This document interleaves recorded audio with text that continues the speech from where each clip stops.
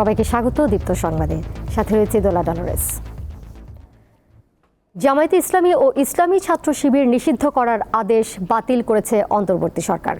স্বরাষ্ট্র মন্ত্রণালয়ের জননিরাপত্তা বিভাগের রাজনৈতিক শাখা থেকে জারি করা প্রজ্ঞাপনে বলা হয়েছে, জামায়াতে ইসলামী ও ছাত্র শিবির এবং এর সহযোগী বা অঙ্গ সংগঠনের বিরুদ্ধে সন্ত্রাস ও সহিংসতার সম্পৃক্ততার সুনির্দিষ্ট কোনো তথ্য প্রমাণ পাওয়া যায়নি।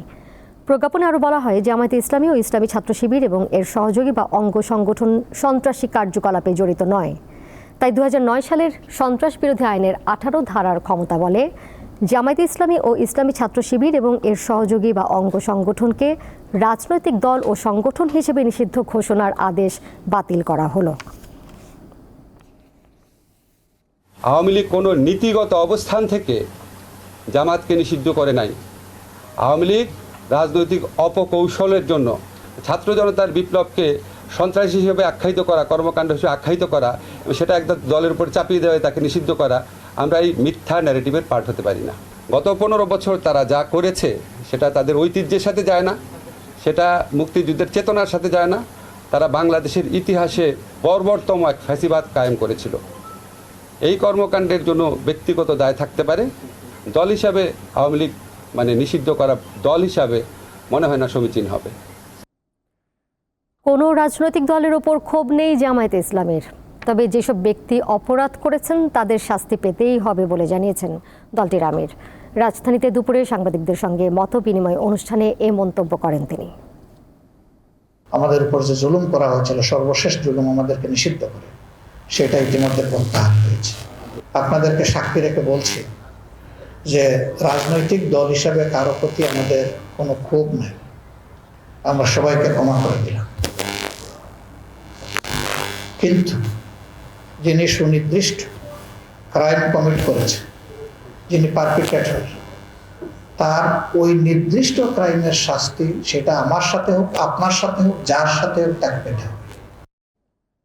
অন্তর্বর্তীকালীন সরকারের দ্রুত রাজনৈতিক দলগুলোর সাথে সংলাপে বসা উচিত বলে মন্তব্য করেছেন বিএনপি মহাসচিব মির্জা ফখরুল ইসলাম আলমগীর। বুধবার রাজধানীর গুলশানে বিএনপি চেয়ারপারসনের কার্যালয়ে অনুষ্ঠিত ব্রিফিংয়ে তিনি এ মন্তব্য করেন। মঙ্গলবার রাতে অনুষ্ঠিত বিএনপির জাতীয় স্থায়ী কমিটির বৈঠকের বিষয়ে জানাতে এই ব্রিফিং আয়োজন করা হয়। মির্জা ফখরুল বলেন, সভায় সিদ্ধান্ত হয়েছে 1 সেপ্টেম্বর প্রতিষ্ঠাবার্ষিকীর কর্মসূচি বাতিল করে সেই টাকা বন্যার্তদের সহায়তা করা হবে। এছাড়া তিনি অভিযোগ করেন, বিভিন্ন জায়গায় কিছু দুর্বৃত্ত অপকর্ম ঘটাচ্ছে, কিন্তু বিএনপির ওপর দায় চাপানো হচ্ছে। এক প্রশ্নের জবাবে বিএনপি মহাসচিব বলেন, তারা চান না কোনো রাজনৈতিক দল নিষিদ্ধ হোক। যৌক্তিক সময়ের ধারণার তো নির্ভর করবে পারস্পরিক আলোচনার মাধ্যমে। আমরা কি চাই, ওনারা কি চান, জনগণ কি চায়, একটা আলোচনা হতে হবে। তো সেই আলোচনার জন্য বলেছি যে সংলাপ হওয়া প্রয়োজন। বর্তমান সরকারের সঙ্গে আপনার রাজনৈতিক দলগুলোর অতি দ্রুত আলোচনা প্রয়োজন। এবার অন্যান্য প্রসঙ্গ। দেশের সার্বিক বন্যা পরিস্থিতির কিছুটা উন্নতি হয়েছে, তবে রাত থেকে টানা বৃষ্টিতে চাঁদপুর, নোয়াখালী ও লক্ষ্মীপুরে বন্যা পরিস্থিতির অবনতি হয়েছে। কুমিল্লায় গোমতী নদীর পানি কমায় বুড়িচংয়ের বন্যা কবলিত এলাকা থেকে পানি নামতে শুরু করেছে, তবে গোমতীর ভাঙনে বুড়িচং, ব্রাহ্মণপাড়া, দেবীদার এলাকার নতুন নতুন এলাকা প্লাবিত হচ্ছে। ব্রাহ্মণবাড়িয়ায় নেমে গেছে বন্যার পানি, তবে পানি নামার পর স্পষ্ট হয়ে উঠেছে ক্ষয়ক্ষতির চিহ্ন। সাধারণ মানুষের বাড়িঘর, কৃষি জমি থেকে শুরু করে সরকারি অফিস ও স্থাপনা বন্যার ছোবল থেকে রেহাই পায়নি কিছুই। লক্ষ্মীপুরের রহমতখালী খাল, ভুলুয়া খাল ও ওয়াবদা খাল দিয়ে পানি ঢুকছে, এতে নতুন নতুন এলাকা প্লাবিত হচ্ছে। নোয়াখালীতে রাতভর টানা বৃষ্টি হয়, বাড়ছে পানি। অতিবৃষ্টির পানিতে চাঁদপুরের হাইমচর উপজেলার 90 হেক্টর পানের বরজ এখন পানিতে নিমজ্জিত।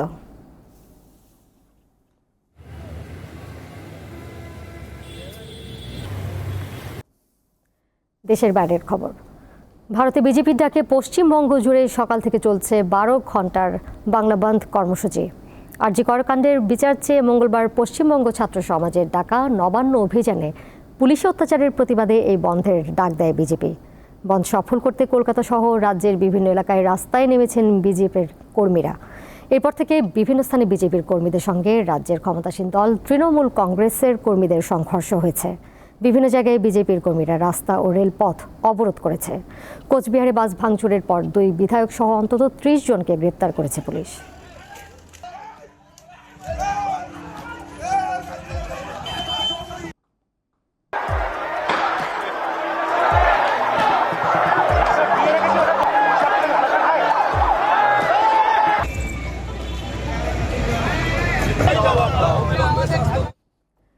ইউক্রেনীয় সৈন্যরা রাশিয়ার অভ্যন্তরে 100টি বসতি দখলে নিয়েছে। চলতি মাসের শুরুতে রাশিয়ার কুর্স্ক অঞ্চলে প্রবেশের পর বসতি দখলে নেওয়ার এই দাবি করল তারা। এছাড়া রাশিয়ার প্রায় 600 সেনা সদস্যকে বন্দী করার কথাও জানিয়েছে ইউক্রেন। এর আগে রুশ ভূখণ্ডের 1000 বর্গ কিলোমিটার এলাকা নিয়ন্ত্রণে নেওয়ার কথা জানিয়েছিল ইউক্রেনীয় সেনারা। 2022 সালের ফেব্রুয়ারিতে ইউক্রেনে পূর্ণমাত্রায় রুশ আক্রমণ শুরু করার পর থেকে এটি রুশ ভূখণ্ডে ইউক্রেনীয় সেনাদের উল্লেখযোগ্য অনুপ্রবেশ। পশ্চিম আফ্রিকার দেশ নাইজেরিয়ায় ভয়াবহ বন্যায় কমপক্ষে 170 জনের প্রাণহানি ঘটেছে। দেশটিতে 2 সপ্তাহ ধরে চলা বন্যায় আহত হয়েছেন আরও প্রায় 2000 মানুষ। এছাড়া ভারী বৃষ্টিপাতে সৃষ্ট বন্যায় বাস্তুচ্যুত হয়েছেন 2 লক্ষাধিক মানুষ। মঙ্গলবার এই তথ্য জানিয়েছে বার্তা সংস্থা আনাদোলো। বন্যার কারণে দেশটির উত্তরাঞ্চলের 8টি প্রদেশের সাথে যোগাযোগ বিচ্ছিন্ন হয়ে পড়েছে। নষ্ট হয়ে গেছে কয়েক হাজার হেক্টর জমির ফসল। এছাড়া বেশ কয়েকটি অঞ্চলে বৃষ্টি এখন অব্যাহত রয়েছে। আবহাওয়া অফিস জানিয়েছে আগামী মাসেও এই বৃষ্টিপাত অব্যাহত থাকতে পারে।